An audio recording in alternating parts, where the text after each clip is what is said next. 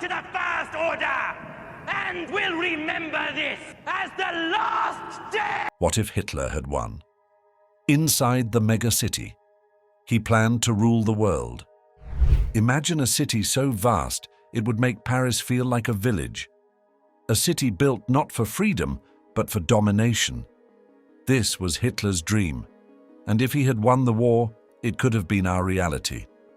After World War I, Adolf Hitler had a very strange and dangerous dream.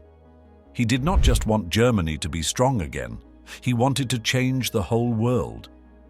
And at the center of this plan was a giant city, Welthauptstadt Germania, which means World Capital Germania.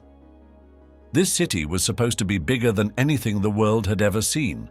It would have huge buildings, massive roads, and giant monuments.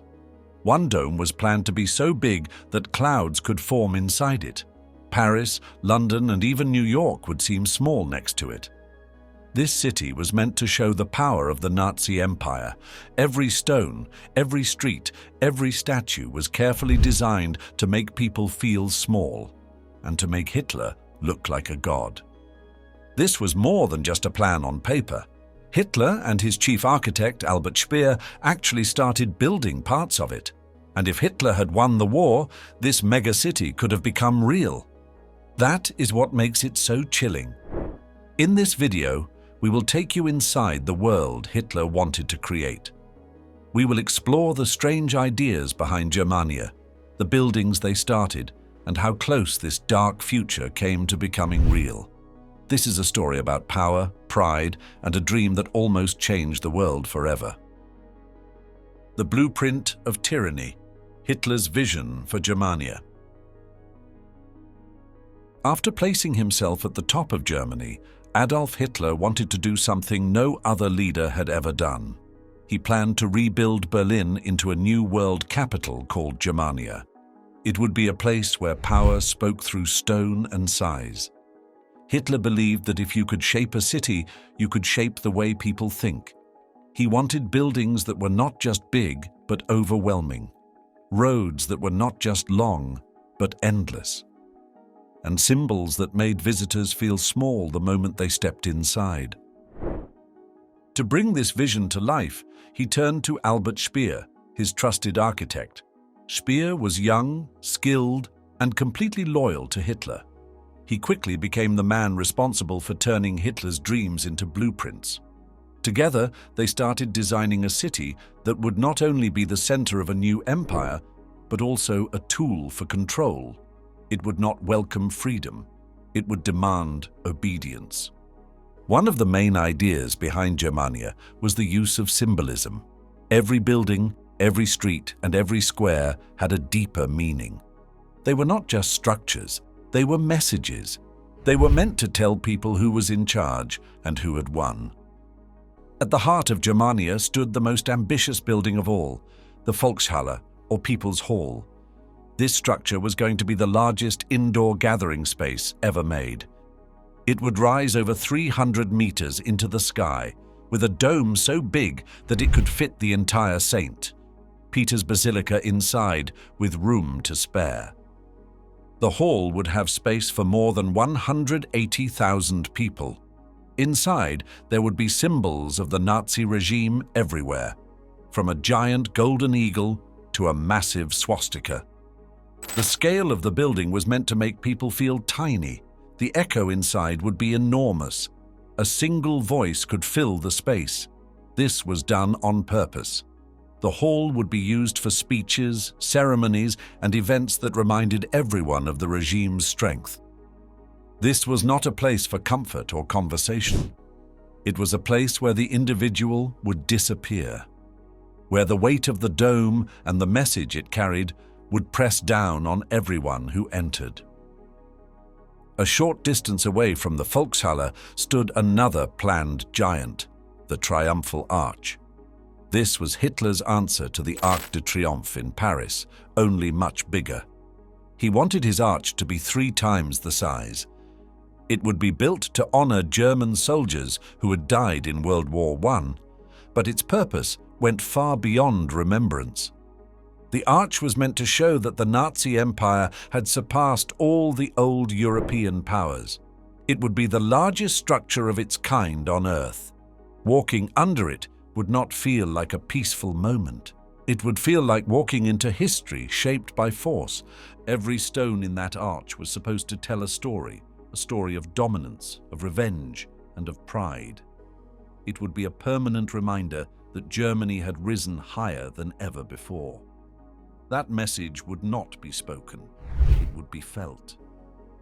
Tying the whole city together was a new road that would slice straight through its center, the north-south axis. This was not just a street, it was a spine. It would stretch for nearly 5 miles, connecting key buildings and acting as the main parade route. The road was designed for military parades, where tanks, troops, and aircraft could roll past thousands of onlookers. The sidewalks were wide, the streetlights were tall, and everything was arranged to draw the eye forward toward the Volkshalle at the end. This was the path of power. On both sides of the boulevard, buildings would rise like cliffs. Museums, government offices, and statues would watch over the crowds. There would be no quiet corners or shady spots to rest. This road would make people move, look, and feel as the designers wanted them to. It was like walking through a giant stage where the only story was control. To Hitler and Speer, buildings were not just for work or living, they were tools. Tools for teaching, shaping, and even controlling people. The stone and steel of Germania were chosen not just for strength, but for the message they sent. Big buildings made people feel small. Giant symbols reminded them who was in charge. Open squares filled with flags and firelight created scenes that looked like they came from ancient myths. This was not a city built for comfort or kindness. It was a city built to impress, to shock, and to hold people under its shadow. Speer even planned the buildings to look good as ruins, thousands of years into the future. He called it the ruin value. Just like the broken temples of Rome still tell the story of that empire, Speer wanted the ruins of Germania to tell the story of the Nazis' greatness long after they were gone. But no stone can rise by itself. No building builds itself. Behind these plans, behind the concrete and the marble, there was a hidden part of the story that the blueprints did not show. Because someone had to lay the bricks, someone had to clear the old neighborhoods, dig the foundations, and carry the stones. And those people? They did not do it by choice. Urban gigantism, scale and layout of the megacity. Now let's talk about the monumental avenues Hitler planned for Germania. These were not ordinary streets. They were wide, long, and designed to impress anyone who walked or rode down them. Imagine stepping into a city where the roads seemed to stretch on forever, so broad they could fit entire armies marching side by side. This was no accident. The wide avenues were carefully created to show power, order, and absolute control. These giant boulevards were meant to connect key parts of the city, guiding the flow of people and parades alike. They were designed for massive military processions, political rallies, and large crowds. The scale was meant to overwhelm, to make citizens and visitors feel small and reminded of the regime's strength. The avenues were more than just transportation routes. They acted as a tool for control and surveillance. With such wide open spaces, there were fewer places for people to hide or gather secretly. The streets were like giant stages where the regime could display its power openly and watch the people at the same time. Germania was planned to be divided into clear zones, each with a distinct role. At the city's heart were government buildings and party headquarters, massive structures designed to house the Nazi leadership and administration. Around these centers of power were districts for the military and elite party members, complete with spacious homes and parks. These neighborhoods reflected the social order Hitler wanted to enforce, where rank and loyalty determined your place in the city. Outside, the elite zones lay residential areas for ordinary citizens, but even these were tightly controlled. No random neighborhoods or mixed communities here. The city's design reflected strict hierarchy and order. Every person had a place that matched their role in society. Compared to other capitals like London, Paris, and Rome, Germania was meant to dwarf them all. While these historic cities had grown over centuries with irregular streets and a mix of styles, Germania was planned as a brand new city, a monument to Nazi ideals and absolute power. The scale of buildings and streets would have made even the grandest European capitals look small. This scale was no accident. Hitler and his planners wanted Germania to be the world's greatest capital, a city that symbolized the regime's dominance. Walking through Germania would have been like walking through a city-sized fortress, where everything was built to intimidate and impress. Central to this was a planning model based on fascist ideals. The city's layout was meant to enforce order, hierarchy, and constant surveillance. Wide streets and open plazas allowed officials to easily monitor citizens and crush dissent before it could grow. The design itself was a tool of oppression.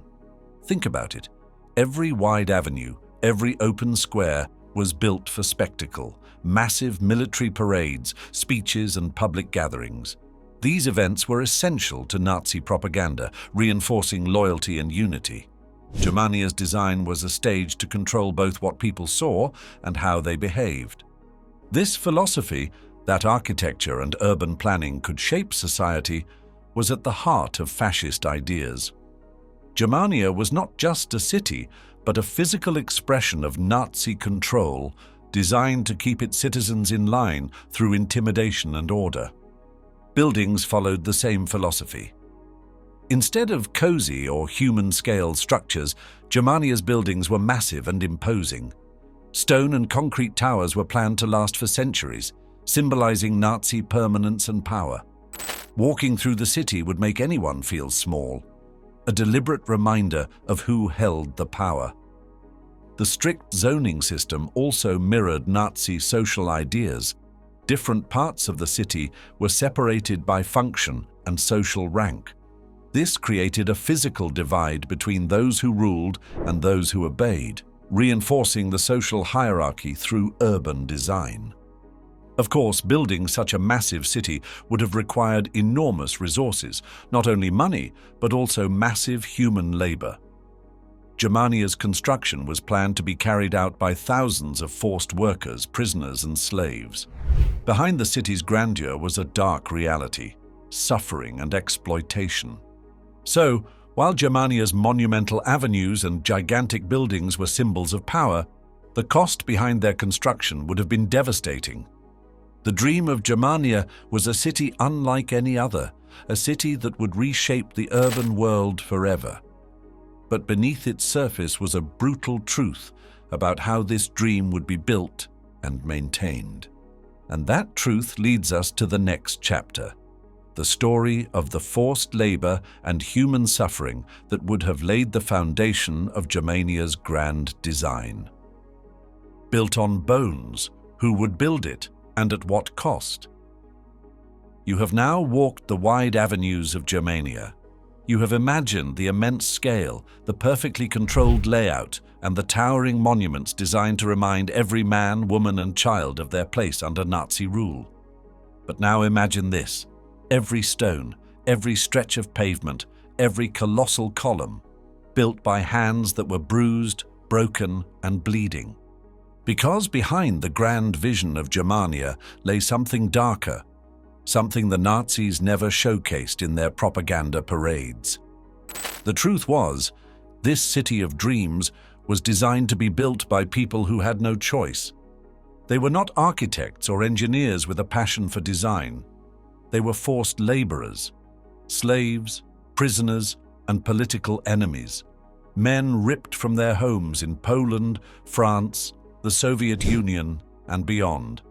Women torn from their families and shoved into filthy work camps. Jews, Roma, communists, and resistance fighters, all of them viewed not as people, but as tools to be used and discarded. To understand the horror, you have to understand how the Nazis thought. In their world, some people were considered subhuman, Untermenschen.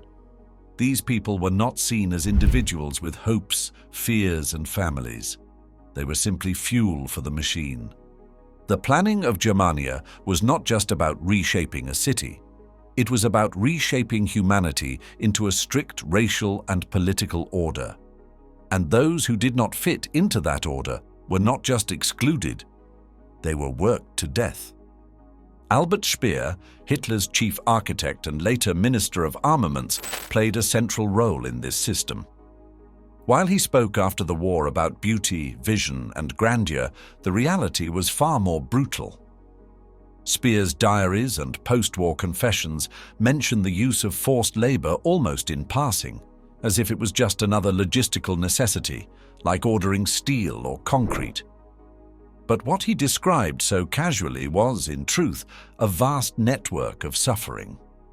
According to historical records, by 1944, the Nazi regime had mobilized over 14 million people from occupied countries to work in their factories, fields, and construction sites. Tens of thousands of them were assigned to major architectural projects, including those tied to Germania. Imagine the outskirts of Berlin during the height of Germania's planning. The city is a hive of activity, surveying, demolition, and the first stages of construction. But just beyond the grand boulevards in the shadows are camps. Forced labor camps. Workers lived in overcrowded barracks, surviving on watery soup and moldy bread. They worked 12 to 16 hours a day with little rest, hauling stones, mixing cement, and laying bricks for buildings they would never enter. The SS patrolled the sites with whips and rifles. Beatings were common. Executions were public. If a worker collapsed, they were often left where they fell. There was always another prisoner to take their place. The Nazis believed that suffering was part of the process, that it somehow made the project stronger, more pure. There was even a dark irony to the location of these camps. In some cases, they were placed near the monuments themselves, meaning that workers could see the structures they were building rise into the sky, symbols of the regime that was destroying them. Albert Speer would later claim he was a technocrat, that he was simply focused on design, not ideology. He insisted he knew little about the worst abuses happening in the labor camps. But evidence shows this was not true. Speer had direct oversight over massive construction operations, and as Minister of Armaments, he was in charge of allocating labor. He visited sites, reviewed labor reports, and met with SS leaders. He knew who was doing the building, and he knew how they were suffering. In fact, under Speer's management, the use of slave labor expanded dramatically. His projects became more efficient, not by improving technology, but by increasing the suffering. His buildings rose higher as the bodies beneath them piled up. And yet, even in his post-war writings, Speer spoke more about his buildings than the people who built them. He mourned the ruins of his dream, but not the dead who made that dream possible. No one knows the exact number of people who would have died building Germania. The city was never completed. But estimates based on construction documents and the scale of the planned projects suggest that tens of thousands, possibly more, would have perished just laying the groundwork. Some died of starvation, others from exhaustion, disease, or beatings. Some were executed for slowing down or sabotaging the work. Many were simply disappeared, erased from records as if their suffering had never happened. The few who survived often spoke of the trauma in quiet, broken tones. They remembered the dust, the cold, the endless orders shouted in German, and the feeling of being invisible, alive only to serve the bricks and mortar of a regime that wanted them dead. One former prisoner, a French laborer named Jacques, recalled being forced to help dig the foundation for a building near the planned People's Hall, a structure so large it would have been the biggest enclosed space in human history. Jacques said. "They told us we were building the future. But for us, there was no future, only the next day, and whether we would live to see it." Perhaps the most chilling aspect of the whole system was this. It was designed with death in mind. The Nazis did not see forced labor as a temporary solution. They saw it as a feature of the new world they were building. The idea was simple and horrifying. Some people were born to rule, and others were born to serve, or die serving. Even the language in Nazi planning documents reflects this brutal mindset. Workers are referred to as Verbrauchsmaterial, consumable material, as if they were no different from nails, bricks, or cement.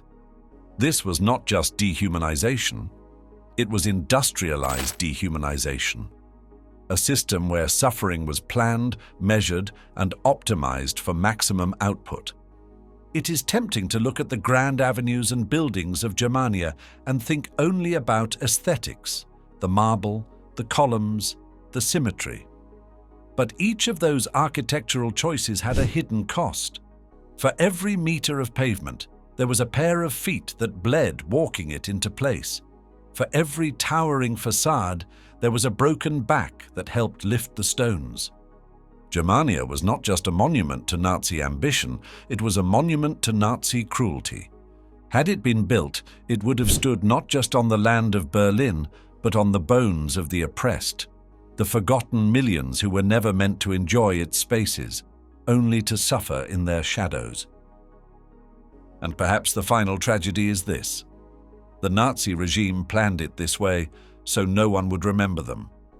There would be no plaques for the forced laborers, no memorials for the dead workers, no statues of the Jews who laid the stones or the Poles who hauled the steel.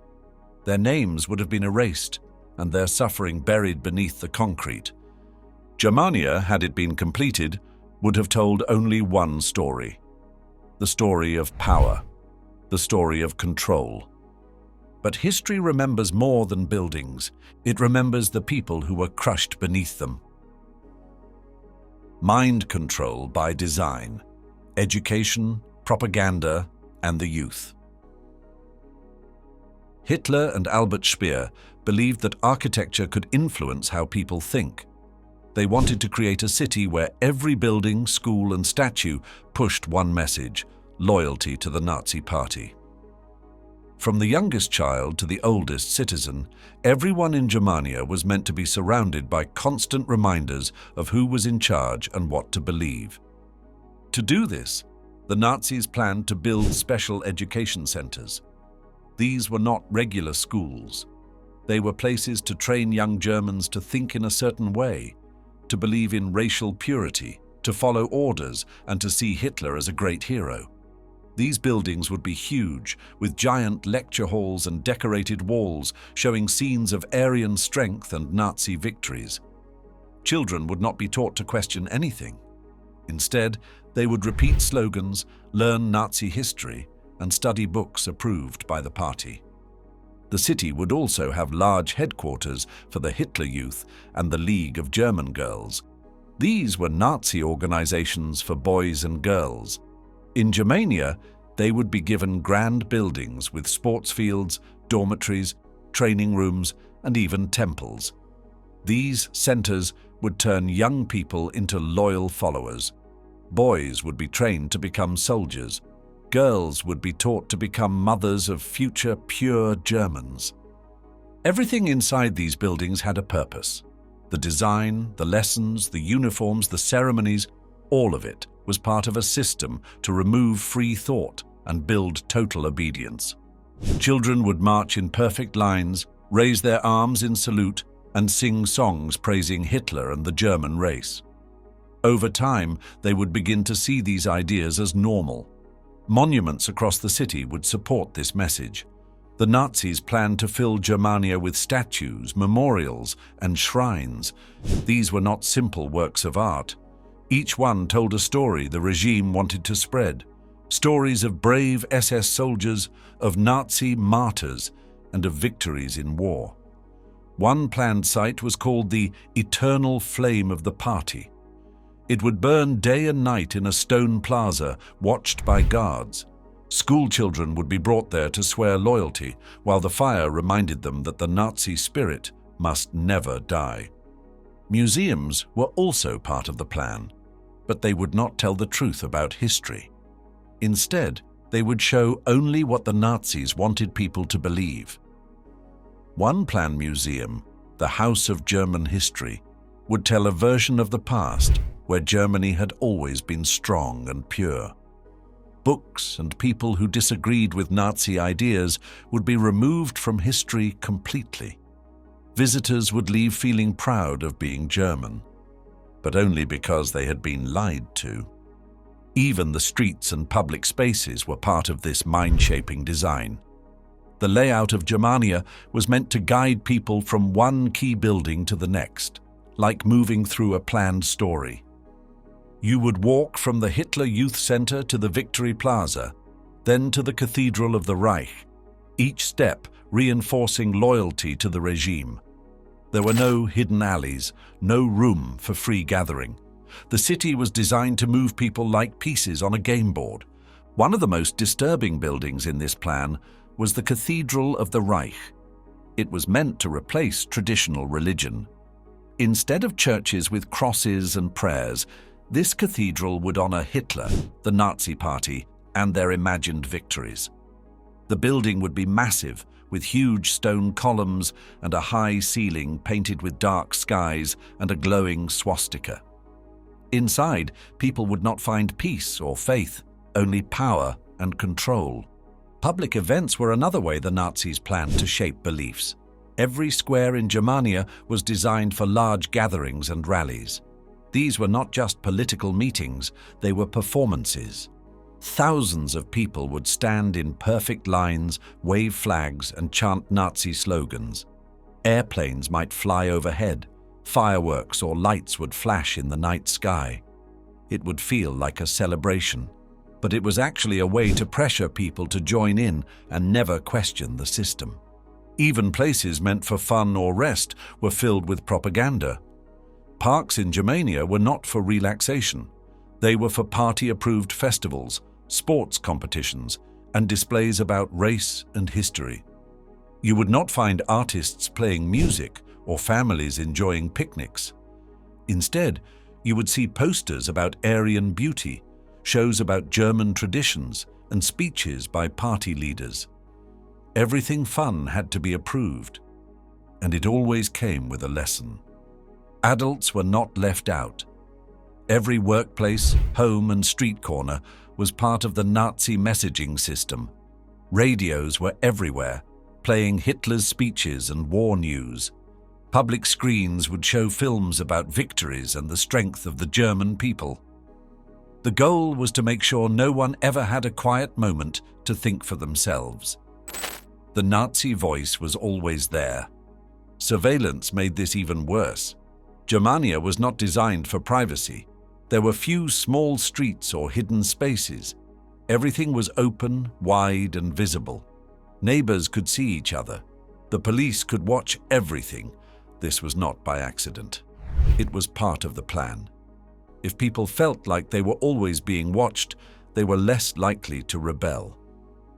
All of this shows that Germania was not just a city of stone and steel. It was a tool to shape human minds. Hitler and Speer believed that if you could control space, you could control thought. And so they planned a city that would speak to its people every day, not through words, but through design. This type of control was not new in history. Other empires had used architecture and city planning to show power, but Germania took this idea to a terrifying level. It tried to control what people believed, not with guns or prisons, but with walls, streets, and buildings. In the end, Germania was meant to do more than serve the Nazi regime. It was meant to create people who would never question it. Every school, statue, and ceremony was part of a bigger machine, one that tried to turn humans into tools of the Reich. And that brings us to the next chapter, the buildings of power. The massive structures the Nazis planned to build, not just for their time, but to last for thousands of years. These were not just offices or homes, they were symbols made to make people feel small and the regime feel eternal. A city without a soul. What life would be like for citizens. After the indoctrination came the daily reality. Once the citizens had passed through the schooling, the youth programs, and the propaganda museums, they entered adulthood in Germania, already shaped by the system. But life in the city itself would have continued that pressure. There would be no escape from the expectations, no corner untouched by ideology. Every detail was meant to reflect loyalty, obedience, and purity as defined by the regime. Daily life for Aryan citizens in Germania would not have been about personal freedom. It would have been about duty and uniformity. Every day, people would wake up in tightly organized neighborhoods, each zone sorted by profession, party loyalty, or military status. Homes would have been nearly identical, their design reflecting not comfort, but function and conformity. There would be no room for personal taste or expression in these state-designed blocks. Even the furniture was expected to reflect approved styles. Participation in public life was not optional. Parades and state events would have been a regular part of life. Streets were built for these mass gatherings, and citizens were expected to show up, applaud, and appear enthusiastic. Attendance would have been carefully watched. Missing too many rallies or failing to show proper excitement could mark someone as suspicious. The parades themselves were more than just events. They were rituals of control. The goal was to create a constant presence of the regime, where even leisure was filled with reminders of who held the power. Citizens would wear similar clothes, follow strict codes of behavior, and even speak in a certain way. Uniformity in language was just as important as physical appearance. Public speech would be filled with slogans, references to the Reich, and praise for the leadership. Slang, foreign words, or critical expressions would not be tolerated. There would be no open debates, no satire, no alternative views. The very words people used would be monitored and shaped by the state. Freedom of the press would not exist. Newspapers would all be state-run or tightly censored. Radio broadcasts would play pre-approved content, from speeches to martial music to children's bedtime stories laced with Nazi values. Theaters would show only approved films, ones that promoted racial purity, sacrifice for the Reich, or glorified German history.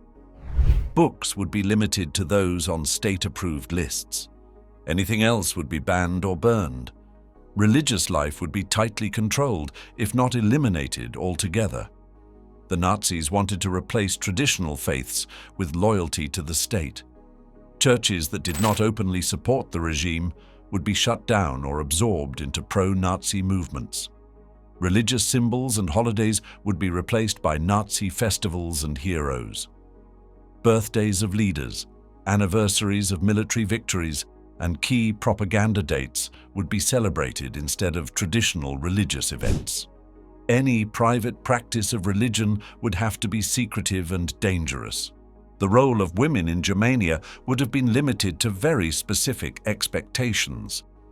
They were to be mothers, caretakers, and quiet supporters of their husbands. The state promoted the idea of the ideal Aryan woman, strong, fertile, and loyal. Women were rewarded for having many children and were given medals for large families. Career paths outside of nursing, teaching, or domestic service were discouraged or outright banned. Education for girls focused less on critical thinking and more on homemaking and loyalty. Family life was also under the eye of the state. Marriages had to be approved, often based on racial background and party membership. Children were encouraged to report suspicious behavior in their parents. Loyalty to the Reich came before loyalty to family. Even at home, citizens would feel the pressure to conform, to follow the rules, and to demonstrate support for the regime. Privacy was never guaranteed. For entertainment, options would have existed, but all within limits. Stadiums, theaters, and parks would be available, but would only host state-approved events. Sports matches would glorify the German body and Aryan strength. Plays and concerts would promote themes of nationalism, sacrifice, or purity. Music that did not align with these ideals, such as jazz, which was seen as degenerate, would be banned. Art would be strictly regulated, with modern, abstract, or foreign styles removed. Only realistic, heroic, and ideologically safe works would be displayed. Leisure time itself was often structured. Citizens might join state-run clubs or activities, but these were designed to reinforce unity and loyalty. Even vacations could be arranged through programs like Strength Through Joy, which organized holidays with ideological messaging.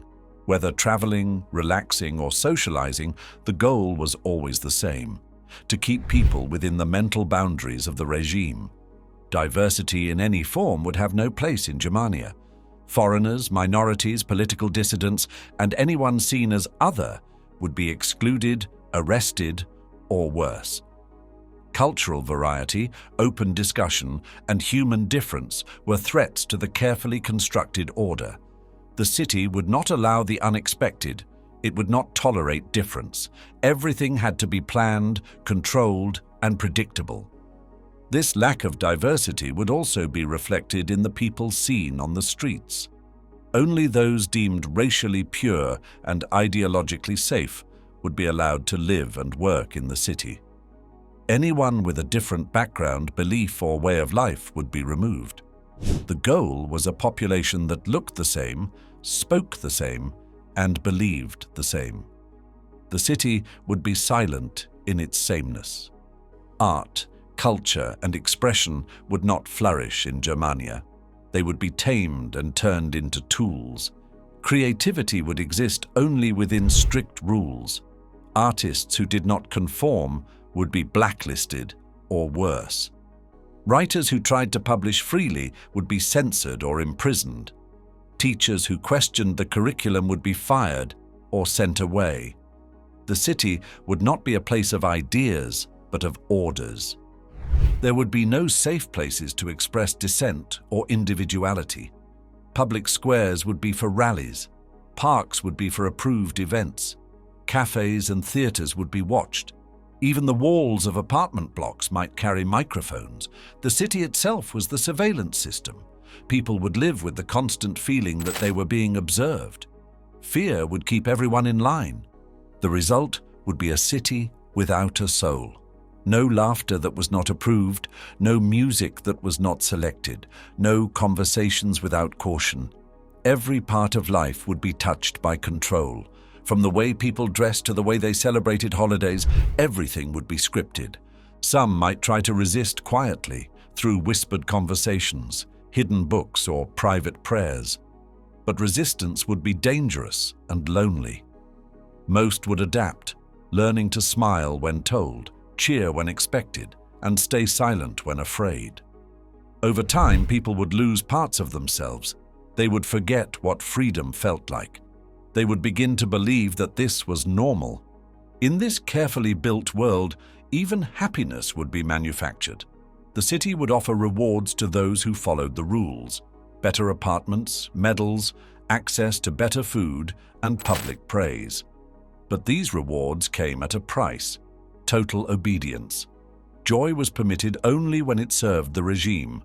Sadness, grief, or even boredom might be seen as dangerous.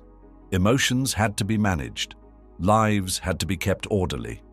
The design of Germania was not just about buildings, it was about people, how they thought, how they acted, and how they felt. The city was meant to create not just a place, but a certain kind of person: loyal, silent, proud, and obedient. It was not meant to be lived in, it was meant to be obeyed. As we continue to look at Germania, we move beyond streets and buildings and into the world of silence, control, and fear. And behind it all, as always, was the cost.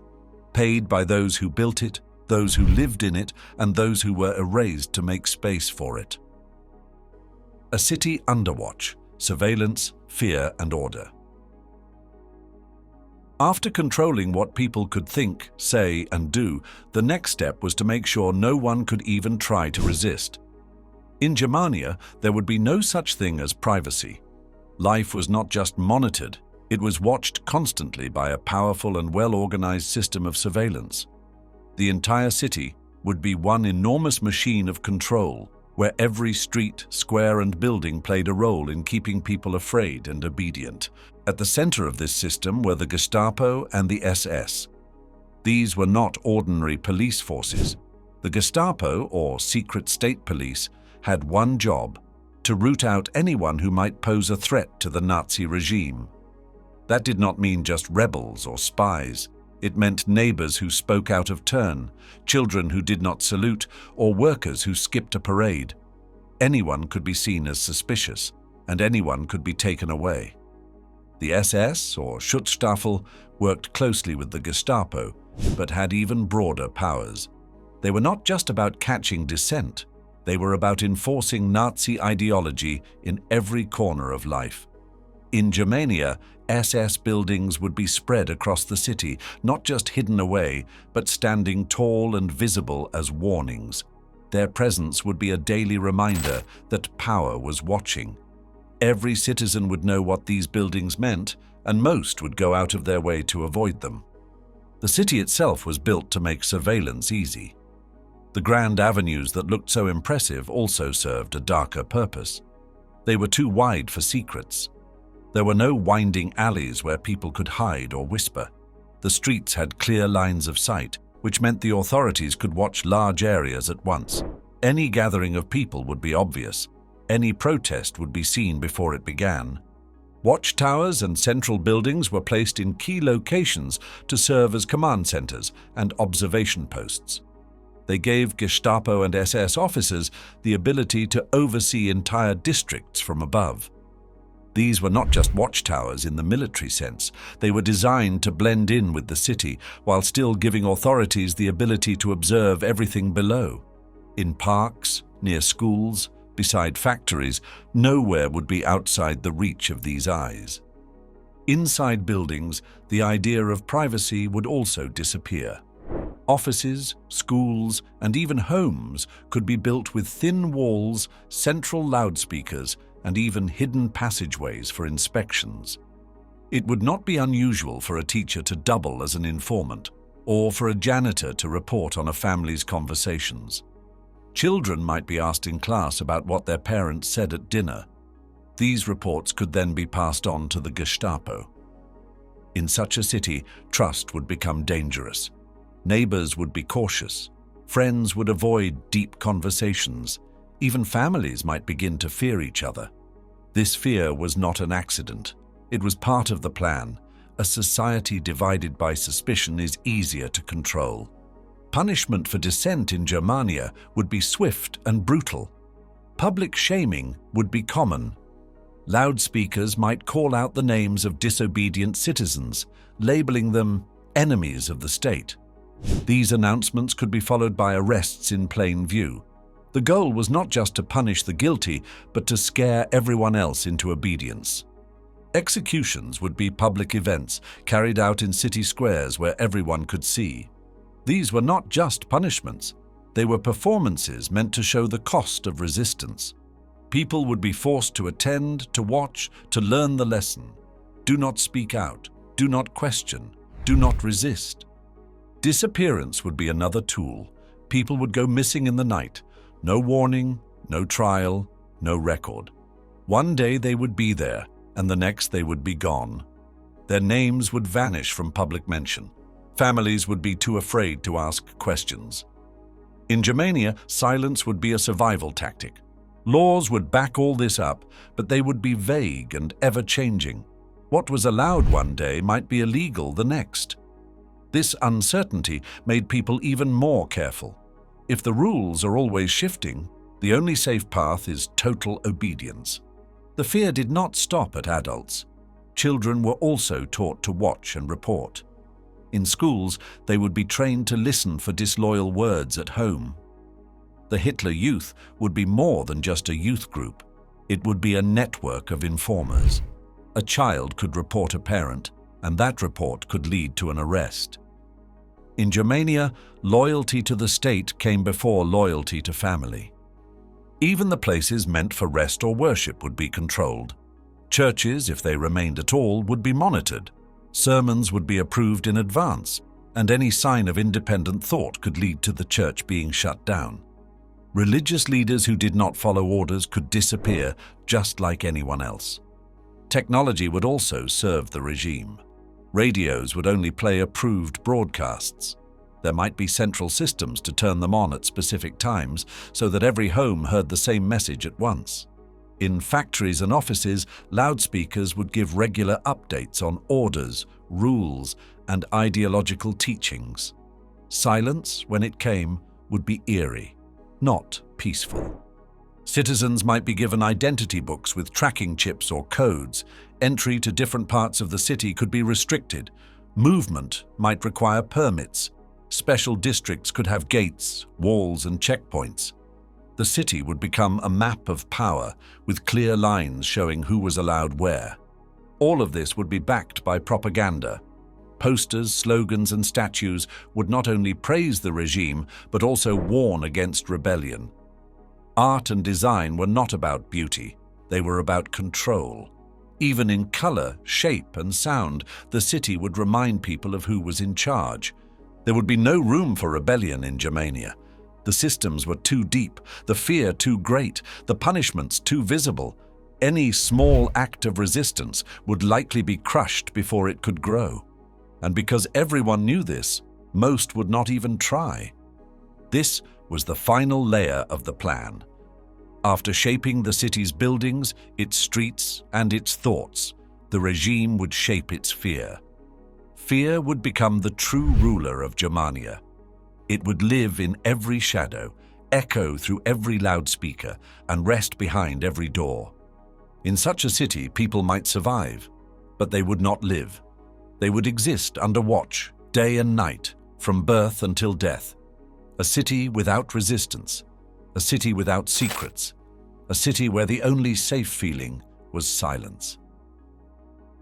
Technology and control, the Nazi future. One of the most ambitious plans was the Nazi vision for transport. Germania was to be the heart of a massive network of roads, railways, and air travel hubs. The idea was not just to move people, but to move them under control. Trains would connect Germania to the rest of the Nazi Empire with precise scheduling and military efficiency. Massive new rail stations were to be built in the city, including the largest train station in the world. These stations would be both functional and symbolic, showing the world the supposed power of the regime and showing the people who was really in charge. The trains would not be just for passengers. They would carry soldiers, weapons, and raw materials. In wartime, they would be used to move prisoners to camps. In peacetime, they would bring in workers from conquered territories, forced laborers with no rights, building a city they could never call home. These transport systems would look modern, but their purpose would be dark. Highways were another key part of the Nazi future. The Autobahn, already under construction during Hitler's rise to power, would stretch even further. Roads were wide, straight, and fast, not for family holidays, but for troop movement and mass events. These highways were meant to make the empire feel smaller and more united, but they also made it easier to deploy force quickly. The city could be locked down, supplies redirected, and protests crushed, all thanks to the so-called marvels of modern engineering. Air hubs were planned as well. A giant airport was designed for Germania, far bigger than what the city needed. It was not built for ordinary travel, but for showing Nazi supremacy in the skies. Giant hangars would house aircraft designed for military dominance. Zeppelin ports were imagined, where swastika-emblazoned airships could fly over the city in parades of power. Aviation was less about connection and more about control. From the air, you could observe, intimidate, and if needed, bomb. But transportation was just one layer of the Nazi future. Technology was to be everywhere, in the streets, in homes, in schools. And it all had one purpose: to enforce ideology. Megaphones would be installed across public spaces. These were not just for emergencies or announcements. They were daily tools of control. At set times, speeches, music, and slogans would blare across the city. Citizens would be forced to listen. The volume would be loud enough that ignoring it was impossible. Even in your home, the message of the regime would reach you. In factories and offices, loudspeakers would broadcast updates from the government. These would include orders, reminders, and propaganda. Work breaks might be filled with ideological lessons. You would not only produce goods for the state, you would be trained by it during every hour of your day. Mass rallies would use technology to create overwhelming experiences. Bright lights, giant screens, powerful speakers, all carefully designed to move crowds, not with truth, but with emotion. These rallies were not about discussion or debate. They were about showing strength, unity, and control. A single leader on a towering stage with thousands watching in silence or shouting in praise. That was the image the Nazis wanted the world to see. Cameras were also being considered for future use. While not yet advanced, the idea of placing cameras in key public spaces was being explored. Not for safety, but for watching citizens. Technology would eventually make it easier to track people's movements, expressions, and conversations. The Nazis understood that the more data you have, the more control you can keep. In schools, technology would play a role in education. Films would be shown to teach Nazi ideology. These were not optional entertainment. They were lessons, mandatory and approved by the state. Science and history would be rewritten and shown through projectors. Even biology lessons would be turned into lessons of racial theory. Every subject, every tool, every slide of the projector would serve one goal: to shape the next generation into perfect servants of the regime. The obsession with control extended to how things were built. Nazi engineers did not just want things to work. They wanted them to work for the regime. Industrial machines were not built for safety or comfort. They were built for speed and obedience. Workers were expected to operate them without question. The more efficient the machine, the less time a person had to think. Efficiency became a weapon. Buildings were designed to be huge, echoing, and cold, not to inspire, but to overwhelm. Assembly lines were optimized for endless production. Rest times were minimized.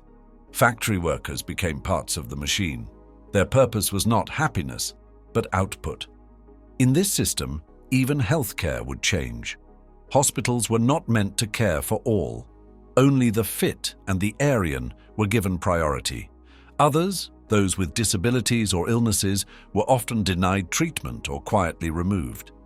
Medical tools were used not just for healing, but for selection.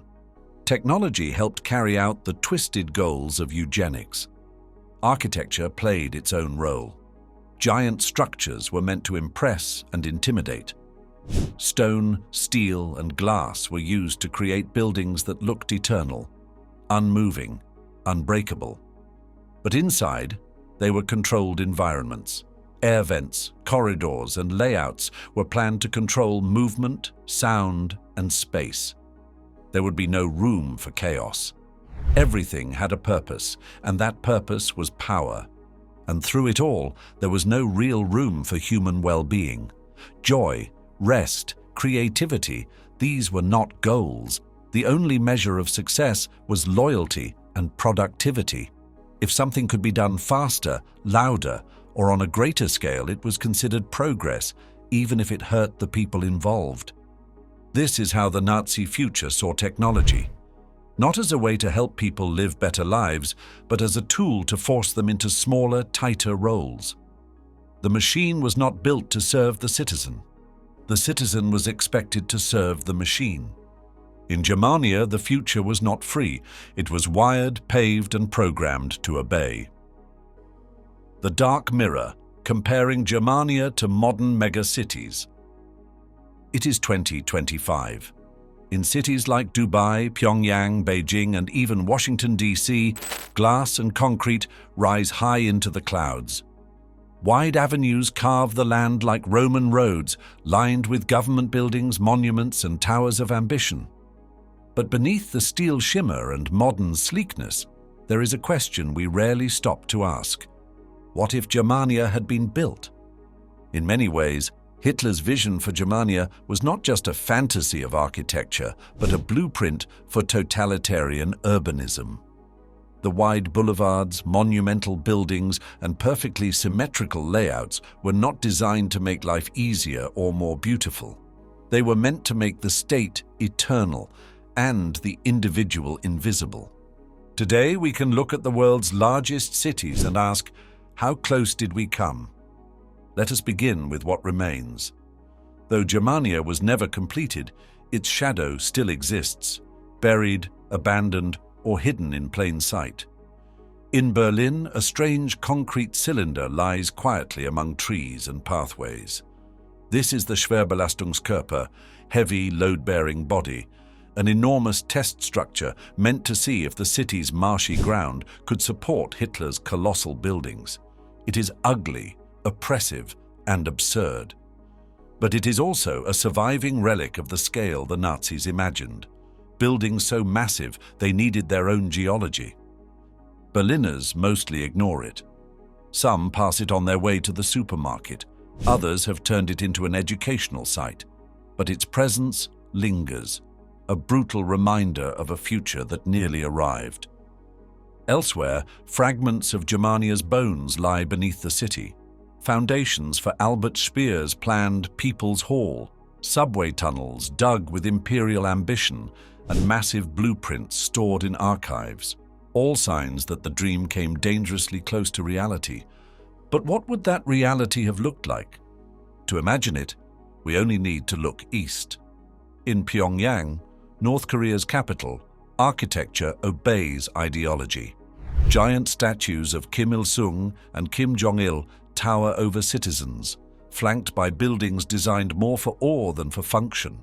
Streets are wide and often empty, built to allow tanks and parades, not families and bicycles. The scale of Pyongyang is chillingly similar to what Germania aimed to become, a city where the leader is everywhere and the people are nowhere. Stalin's Moscow shared that dream. After the Second World War, the Soviet Union began building a series of Stalinist skyscrapers, massive Gothic-style towers that pierced the sky like frozen missiles. These Seven Sisters, as they are now called, were symbols of Soviet strength, designed to rival the skyscrapers of capitalist America. They combined classical ornamentation with brutal symmetry. Every corner, every brick, was meant to remind you that the state was watching. But it was not just in totalitarian states. Even democratic cities flirted with the language of empire. In Washington, D.C., the neoclassical buildings of the Mall, the Capitol, the Lincoln Memorial, the White House, are designed to echo ancient Rome.